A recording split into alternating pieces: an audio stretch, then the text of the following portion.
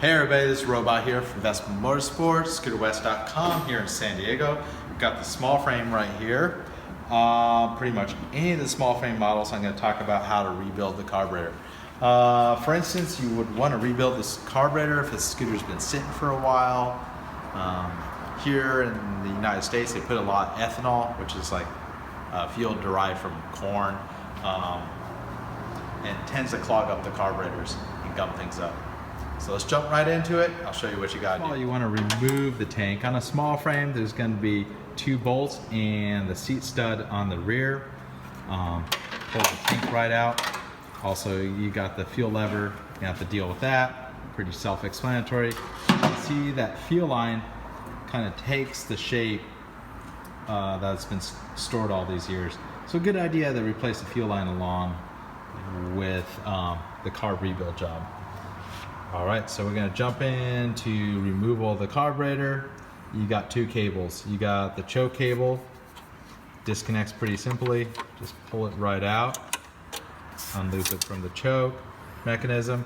You got a single screw for the clamp, and it's a metal clamp that holds the carburetor to the intake manifold.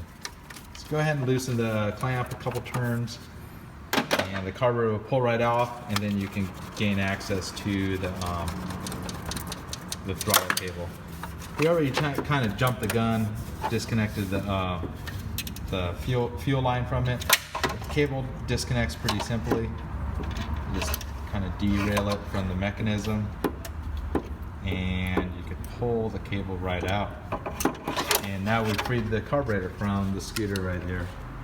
So before you start the rebuild, you want to have a gasket kit. Part number on the gasket kit is 154754-19, and that's for the 19mm carburetor found on the small frame. Keep in mind the other stock carburetor that's found on many of the small frames is also, there's a 16mm, also a 12mm carb, and I think that uses the same gasket set as a 16mm carb. We also have the felt gasket. That's part of the intake manifold. We have that all ready to go. Oftentimes it can be reused, but it's a good idea to have a replacement gasket. All right, we're going to jump into tearing down the carburetor. We want to remove the air filter, 2 9mm or 8mm nuts, and there's studs that extend all the way into the carburetor body.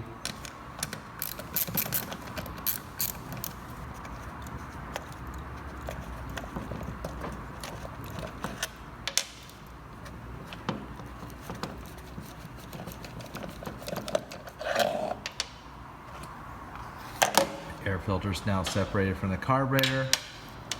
Go ahead and pull the top of the carburetor, and this houses the slide of the carburetor. There's going to be 2 gaskets that are part of this assembly. A small rubber seal that seals the shaft, the pull shaft or pull rod or whatever you want to call it, that pulls the slide up, and then there's a gasket underneath this carburetor top.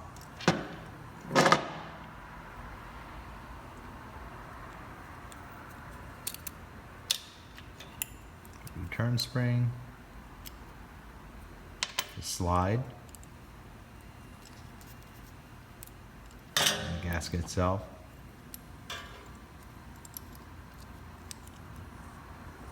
And how do you get that up? Oh, you undo that? Yeah, you want to undo the single screw, and there's also a lock nut.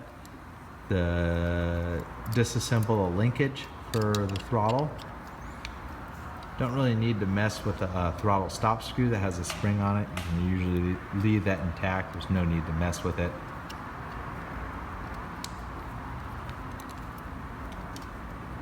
Then you'll be able to derail the pull rod that pulls the slide up and gain access to the single rubber seal that seals the shaft.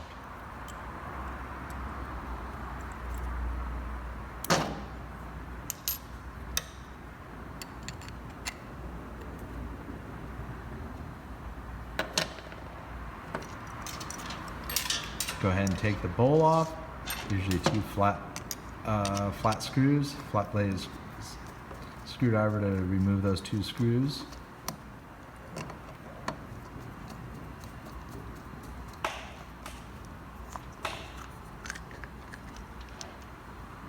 That gains access to the float and the main jet along with the choke jet.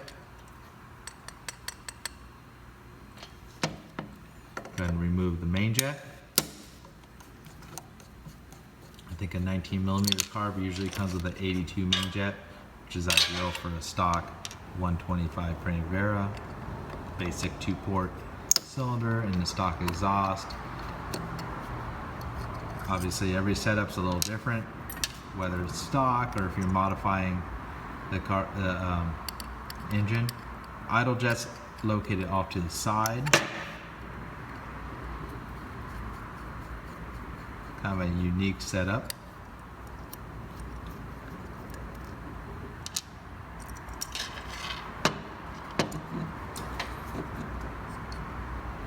So the float pivot pin, there's a slotted side of the support casting on the carburetor.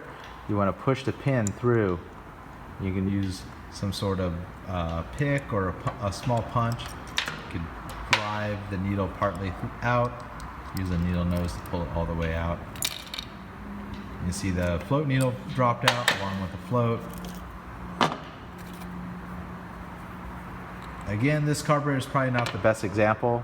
Well, it's a good example as it's clean, but most of the time if you're tearing down a carburetor, you'd see a lot more gum, you know, like kind of brown or green residue that needs to be cleaned out with carburetor spray. I'm just going over the steps on how to rebuild the carburetor. This is the fuel filter banjo. You can see the location of the fuel line inlet. It kind of points, you know, at the 12 o'clock position if you're holding the carburetor straight up and down. Underneath this banjo bolt, there's going to be a fiber washer. And under the banjo itself, you got the fuel filter. That can be cleaned out with carburetor spray or gasoline. There's a little bit of debris in there, and the filter pries right out.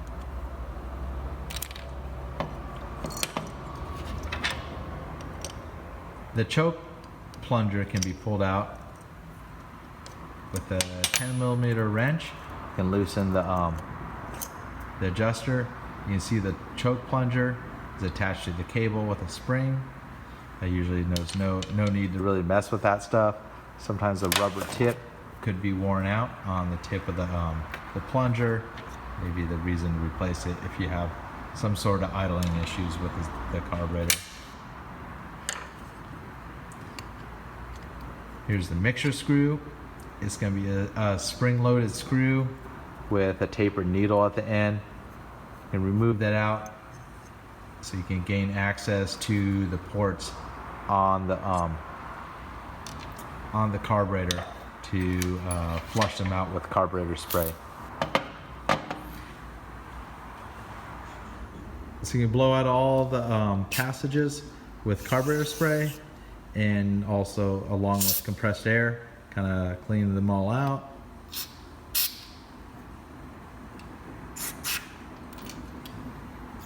Obviously a heavily gummed up carburetor is going to need some mechanical cleaning as well, maybe with a small wire brush.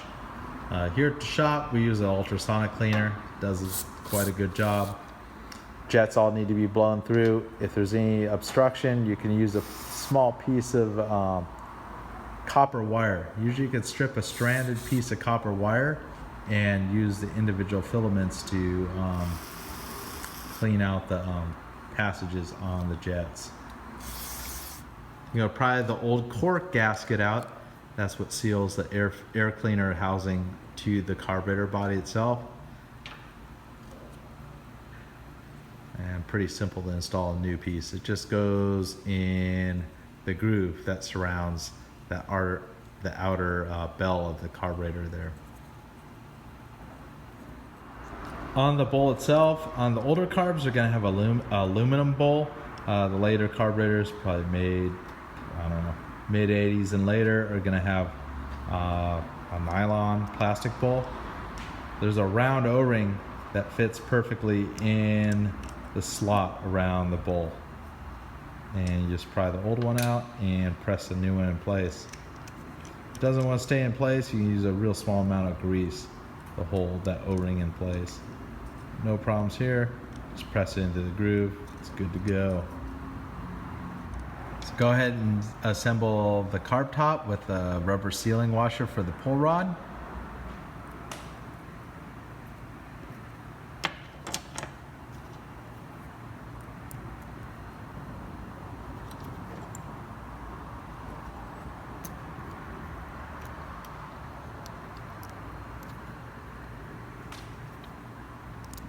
You got this special step screw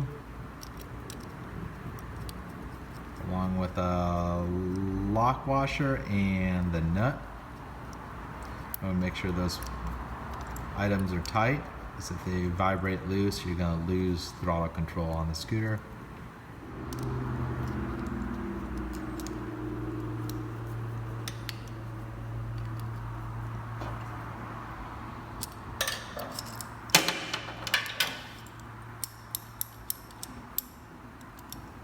The slide and spring can be reassembled.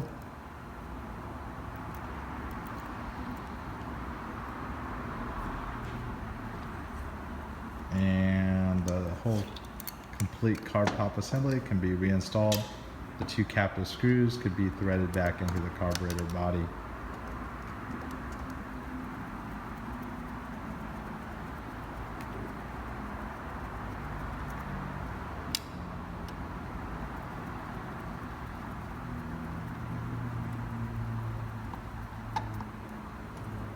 Go ahead and tighten the air fuel mixture screw, and you just want to barely seat it, then back it out 1.5 to 2 turns. Is a good starting point. The choke assembly can be, or choke plunger can be reinstalled. Tighten it with the 10mm wrench.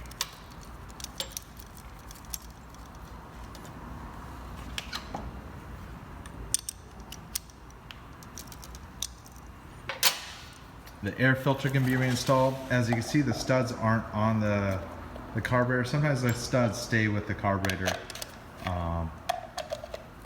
In this case, it looks like the nuts were stuck to the studs. So just go ahead and retighten those back in. Normally the studs are part of the carburetor body.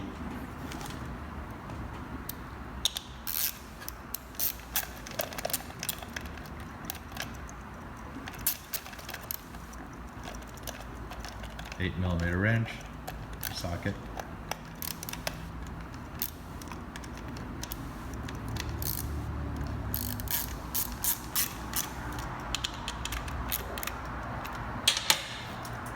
That pretty much concludes assembly of your carburetor. Installation of the carburetor, excuse me.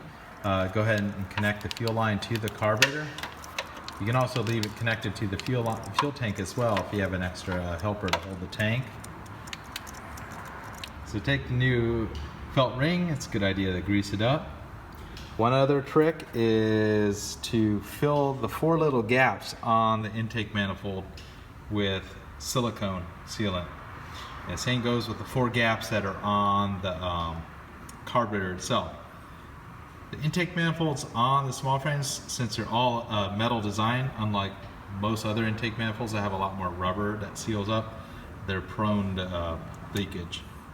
So Malcolm's pulling out the felt seal, remains of it, and we're going to go ahead and push the new seal in place.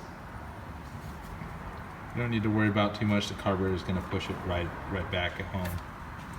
Clamps on there, needs to be pushed on just a little bit more. Install a new fuel line. We're using a 1/4 inch or a 6mm fuel line that's approximately 12 or 13 inches long. It's a good idea to get this tightened onto the carburetor before you install the carburetor onto the manifold, as it's pretty difficult to gain access to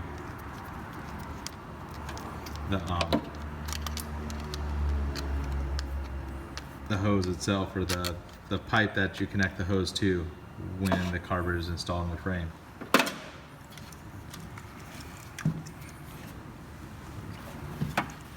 So Malcolm's straddling the scooter, and you can see when you put pressure on the rear shock, the manifold comes out. So you have a little bit more clearance to get access to the clamp. So he's going to go ahead and slide that on there. Takes a little bit of physical force. You want to have the carburetor, you know, pretty square with the scooter, you know, the top of the carburetor pointing right at 12 o'clock, and go ahead and tighten the clamp. You use either a flat blade screwdriver or an 8mm socket to do so. Careful not to way over tighten that clamp, but it does need to be pretty snug. Make sure the carburetor doesn't rotate around. Now we can reconnect the choke cable and the throttle cable. One little side note, it's sometimes a little easier to do the throttle cable before you put the carburetor on the clamp, which shouldn't be a big issue. You can pull up the linkage and gain access to the little lever in there.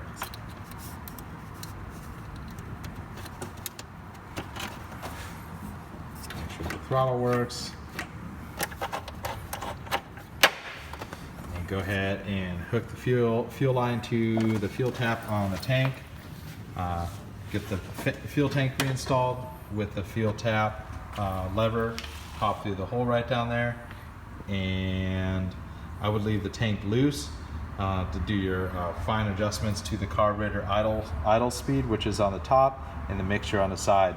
Obviously, let the motor warm up a little bit after you start it, get a good tick over, and make some minor adjustments to the mixture for quality idle. Hope that helps anybody out with a small frame. Until next time, this is Robot here, Vespa Motorsport. ScooterWest.com. Follow us on Instagram, Vespa Motorsport. You can follow me on Instagram, Robot Vespa.